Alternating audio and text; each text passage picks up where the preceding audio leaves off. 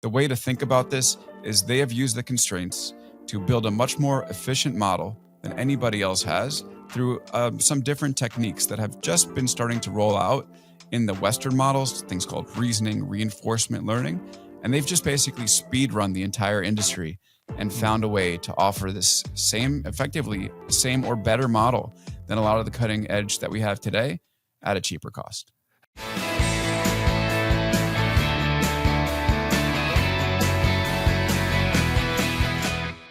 All right, we are back. He's host of the Big Technology podcast, and he writes Big Technology on Substack. I'm a subscriber. And he formerly covered Silicon Valley for BuzzFeed. It's Alex Kantrowitz. What's up, man? Hey, Tim. Great to see you. Good to see you, too. Yeah, I texted you yesterday because, some of us who are not, I'm not like as deep in the tech world as I used to be. I monitor your newsletter when I can, but there's other news I've got to pay attention to, unfortunately. I don't know if you've noticed, but a lot happening in Washington. And so the DeepSeek thing really kind of blindsided me. And it was this new kind of AI application. I guess you're going to explain it in a second. I guess a Chinese hedge fund pushed out, but it had massive market implications. It's going to have massive, I think, geopolitical implications. So I was like, I got to get smart on this and understand what's happening. So I was hoping you could educate me. How does that sound? It sounds great. Yeah, and it's pretty astonishing. I definitely spent a good part of Friday and then through the weekend just reading as much as I could about this, because it is one of those moments in tech where you see happen and you don't really believe it's real until you get confirmation. We do have confirmation that this is real. So basically what this team in China has done is they have made an architectural breakthrough, and I'm going to try to explain this in plain English, in the development of AI models. So basically the way that Silicon Valley has been approaching the development of AI models to date has been you put about as much money as possible into building these things by building massive data centers and throwing as much data as you possibly can into the process, and then you get better results. And that's proved true every time. And the architectural advancement that's been made in China is they have been able to build a model that's as good with much less money. And this is the most important thing, that costs about 3 to 5% of what it costs the other models to run. So let's say you're spending $1 to run an algorithm or some sort of process with OpenAI, you can spend 5 cents to do it with this Chinese model, bringing down the cost of using things like their chatbot, but also building any application on top of the model. And that's really what's gotten Silicon Valley and Wall Street in a bit of a frenzy right now. 3%. That seems a lot cheaper. Way cheaper. I guess the question is that like, how is that possible? And I saw there's a lot of conversation I saw online, and you can immediately get into conspiracy land, right? Which is like, are they lying about this? Like, was it actually that much more expensive, or were they using like chips, like American chips? Right? It's like what is at this point like the consensus on like how and why they managed to create an AI, a model that's so much cheaper? So first of all, it's so funny because all of the worries about AI was that it was too expensive, right? People were seeing the fact that you have to spend these billions of dollars. Like OpenAI last year raised the biggest funding round in history at $6.6 billion. And the big complaint was, well, this AI technology is too expensive to use. They're losing billions just to run it and train it every year. And so therefore the industry is going to fall apart. Now everyone's worried because it's too cheap, which I think is just so funny. But basically, look, this is the way that the AI industry was always running. The OpenAI's stated goal was to make intelligence that's too cheap to meter. Basically, the idea was we want to be able to provide this stuff at a cost that is so inexpensive that you'll be able to do whatever your heart's desire is to build with AI. And really, what these Chinese engineers have done is they have used some new techniques that have largely been like thanks to some of the constraints that they've had. So they haven't been able to use the state-of-the-art NVIDIA chips, which means this process that we're doing over here in the United States of just making the servers bigger and adding more data has not been available to them. They've had to introduce some tricks to make the models more efficient. And I could get into all the technical details if you want, but basically the way to think about this is they have used the constraints to build a much more efficient model than anybody else has through some different techniques that have just been starting to roll out in the Western models, things called reasoning, reinforcement learning. And they've just basically speed run the entire industry and found a way to offer this effectively same or better model than a lot of the cutting edge that we have today at a cheaper cost. Have you played with it? So like the DeepSeek, is it just ChatGPT? Like what's compare and contrast it to ChatGPT for me? So I have played with it. The real innovation here has been the DeepSeek R1 model. And by the way, no AI company knows how to name anything. I mean, they can have the coolest new model. It's like if you wanted to name something that was in a thriller movie about a computer that takes over the universe, that it feels like it's all aimed at that. You know, exactly. It's all these sci-fi nerds. They should have some screenwriters on in house, because the naming is disastrous. But here, basically, what it does is it's reasoning. So you can go to DeepSeek right now and use the model. And the thing about this is it will share its chain of thought.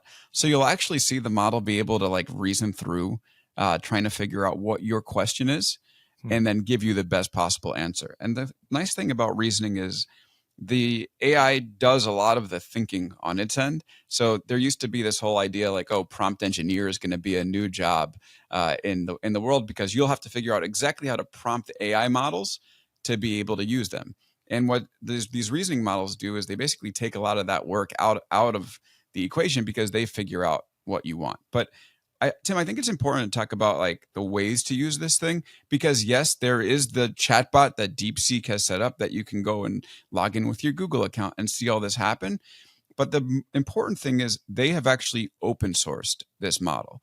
So if you are an AI developer, you can download the architecture and then run it for yourself. So you can use DeepSeek without actually having to be on the DeepSeek proprietary website. And that opens up a range of possibilities, because whereas DeepSeek might be censoring some things, like you can't really ask who the president of Taiwan is on their website, you can go to Perplexity right now and use the model, the DeepSeek model that they've downloaded and removed a lot of the censorship from, and it will give you the right answers. So that to me is like the real core thing here, which is that you can not only use their chatbot, you can not only use their technology, but American firms and firms worldwide today are downloading this model. They're running it as efficiently as the folks in China, and they're able to customize it and build on top of it in a way that might go against the values that the DeepSeek team has, but it doesn't matter because it's open source and available to everyone. So so this gets to the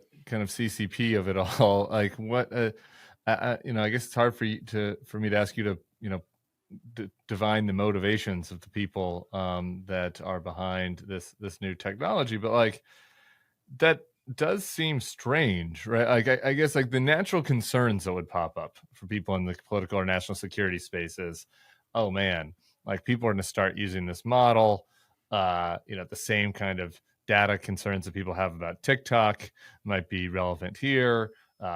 Same concerns about, who knows how they could jigger the algorithm, in various ways that might be pernicious. But if it's open source and people can build on it, off of their platform, then a lot of those like security and other related concerns don't seem to be as stark. But then you kind of wonder, well, shouldn't the CCP be have some feelings about that? Oh yeah, and I think you're nailing the core point here, Tim, which is that I've had people replying to me, have fun using the app that's going to send all your data to the CCP, and that's only a tiny part of it, right? The fact that anybody can download this innovation and use it on their own is actually the really interesting thing. And you're already seeing it in production in Perplexity.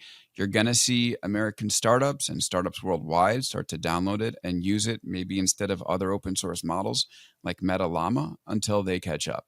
So it can be used outside of DeepSeek servers, and that's why I think this is going to have staying power. If it was just proprietary to DeepSeek, we'd be having a completely different conversation. But now we're talking about the technology, because the technology can really be used outside of the auspices of a Chinese firm. But yeah, why do they want to do it? We don't fully know yet. It could be that they just like discovery, right? That would be sort of like the Yeah. most naive, and it's a possible explanation. They're a hedge fund, right? So could they have, basically set their sights on creating something that's this efficient and shorted Nvidia, right? Nvidia was down 16% yesterday. It's bounced back a little bit as of this recording. I mean, that's another possibility.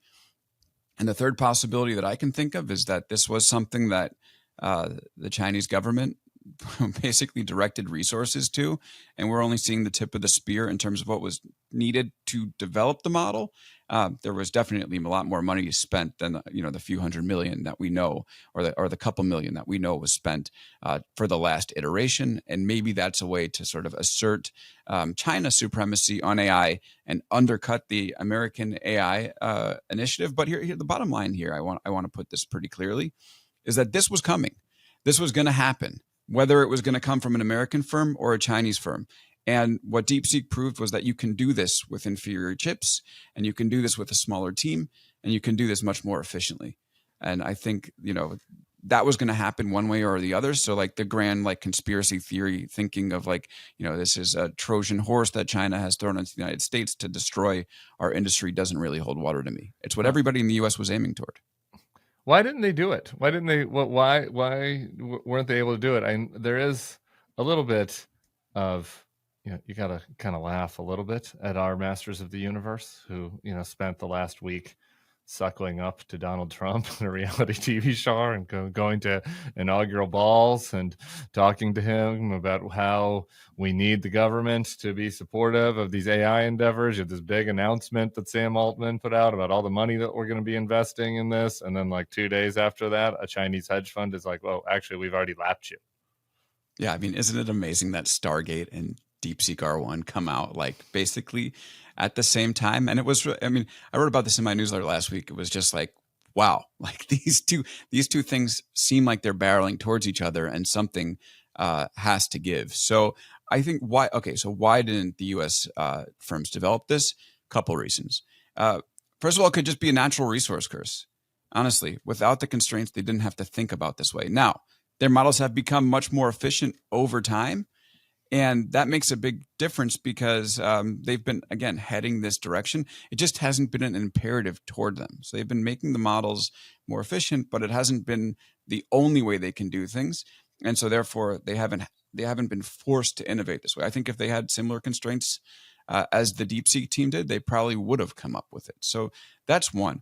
But the other side of it, and I think this is what they would all tell you, is that they still believe that scaling up, Elon Musk is putting together a million GPU data center. Mark Zuckerberg says he wants to build a data center that's the size of half of Manhattan. We already know that Altman's been out there with Trump talking about, this $500 billion initiative, which might be a fifth of the size in the end, but it's still big. And I think there's still a lot of belief in Silicon Valley that the bigger is still better, and you can build better models if you throw all these resources toward it.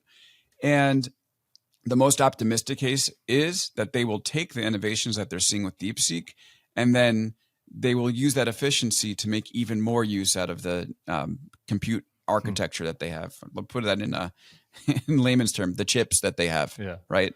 And build something that's even more intelligent than what we have today, and start to solve some of the next order problems that they're looking at, building chatbots with memory, building chatbots that really understand you, that can go out in the world and take action for you. And then eventually maybe some that can, help lead to scientific discovery, which is something they always talk about. Right, we'll see. They've been limited by the, by the hardware. I saw Andreessen, tweeted yesterday, this is a Sputnik moment. And, as you mentioned in the video, a lot of the big tech stocks had a pretty rough day yesterday.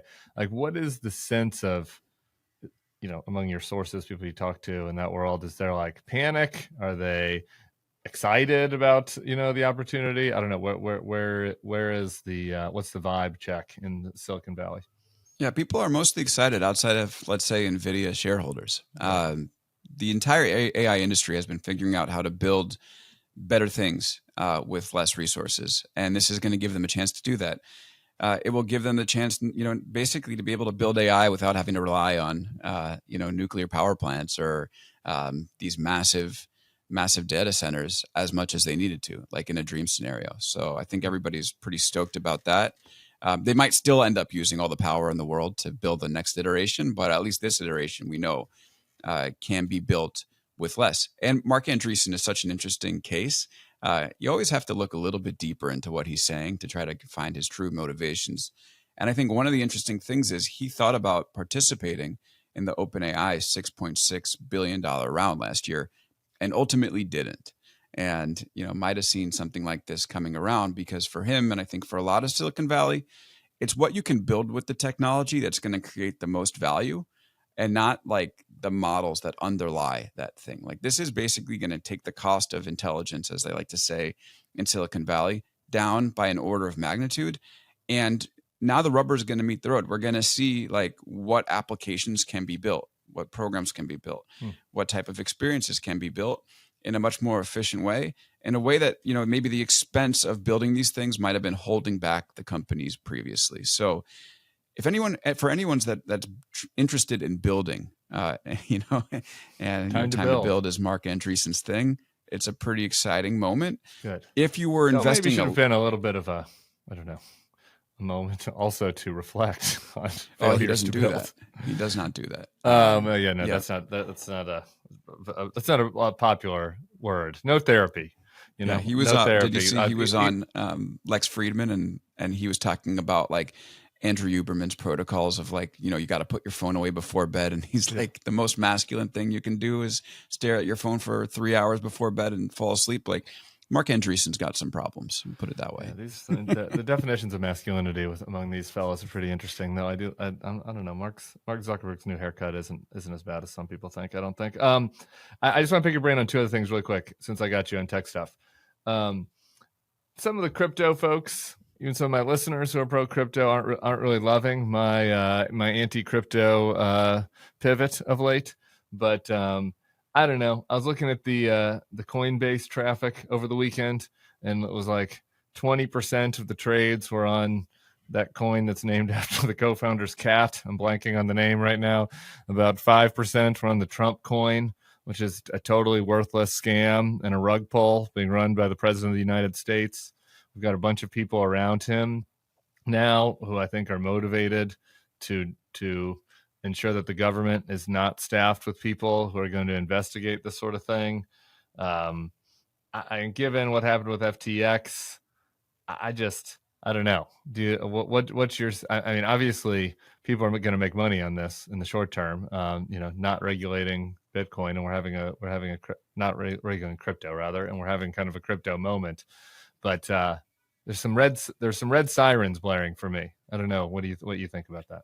Oh yeah, those red sirens are blaring where I am as well. Yeah. I think that like one of the interesting things about the blockchain innovation was that it was supposed to enable like a new web built on top of decentralized protocols. And what have we gotten instead? It's a speculation machine. We haven't seen anything built on top of this. So therefore, all these coins are just entirely speculation oriented. There are rug pulls waiting to happen. I think Bitcoin obviously is different. It's got some staying power. There's a floor for Bitcoin, and people have made a lot of money on it. Yeah. But is crypto good for anything else? I haven't seen it yet. No. Yeah, I don't know. Some of the folks, that's pro crypto folks, were mad at my Coinbase attack. They're like, "Well, yeah, it was just one day. It was just one weekend day, And hey, there are other businesses that have, that platforms that have things on them that aren't valuable." I was like, really? Are there other businesses where like a third to 2/3 of the traffic on a given day there are basically scams and Ponzi schemes with no value? I actually don't know that there are a lot of other businesses like that. Yeah, but what crypto really needs is a DeepSeek moment, honestly. Like the technology needs to be made, the technology is inefficient. Yeah. It needs to be made orders of magnitude more efficient to make any sense outside of speculation.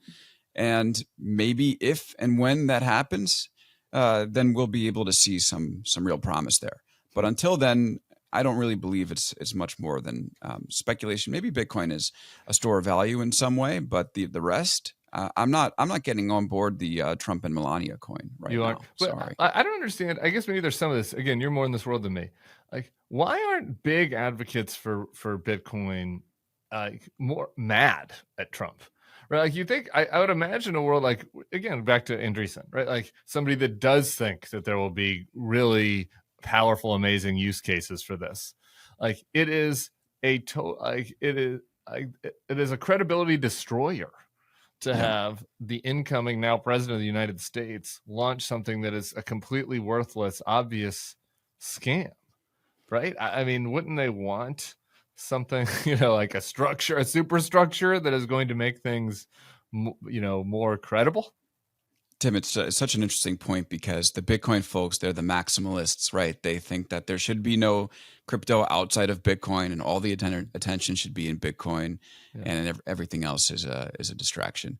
However, I would say the one variable here is they're getting rich, and they are making so why so be much mad money. when you're getting rich? Exactly. And if you're right, if they start to raise a fuss over what Trump is doing, and he says, you know what, let's put somebody in the SEC that's going to actually put some rules in, then Bitcoin 150,000 or Bitcoin 1 million looks less likely than it might in their eyes right now. So, well, good thing there are no morality tales or no kind of historical lessons about, the issues that might be associated with just ignoring like fundamental problems as you get wealthier and wealthier. Like that never comes back to bite people. I guess we don't do that anymore. All right, last thing. This is all just kind of developing, so I don't think you're gonna have any deep reporting on this or anything, but just I'm interested on your kind of top line thought. There's been a pause put on all grants and research. We just talked about that with Chris Hayes for a little bit from the feds. And like the first thing people start talking about all that, with relation to that is like medical research and a lot of stuff that there are a lot of folks who are that are sympathetic to that. Maybe not particularly folks in the Trump coalition, but there is also a lot of grant making that supports the tech world. And, I know that David Sachs might not like to admit that, but there is a lot of federal funding that's kind of underlying a lot of this research. I do wonder what your thoughts are on that. Like if there's a pause on that, whether there'll be any backlash or pushback within the tech world or anything that those folks might be concerned about. I kind of look back at the tariffs from the first Trump administration. And as you saw, like there was trade wars and tariffs, but Tim Cook pays a visit to the White House. And next thing you know, Apple products can be made in China without any duties on them or any additional duties. And I think what you're alluding to is really interesting because there might be some pauses that hurt the tech industry. And I think we're going to see over and over again that the tech industry cozying up to Trump is going to pay off for them. And maybe for this precise reason, where a blanket pause in funding certain things, might go on for a day or a week. But once David Sachs gets Trump's ear or Elon or any number of tech executives that are now close to the White House, that funding might be restored. And I think that we're just going to see this story play out in various iterations over the course of the next 4 years. Maybe only over the course of the next year or two until they lose this battle internally with Stephen Miller and Russ Vought and the Bannon wing. But that will be something for us to monitor. Man, thank you so much for your reporting on this, educating me, and hopefully we can do this again soon for folks that want more on the tech world. Again, Alex Kantrowitz's podcast, Big Technology, a Substack, Big Technology. We'll be back tomorrow, as always, with another edition of the Bulwark podcast. We'll see you all then. Peace.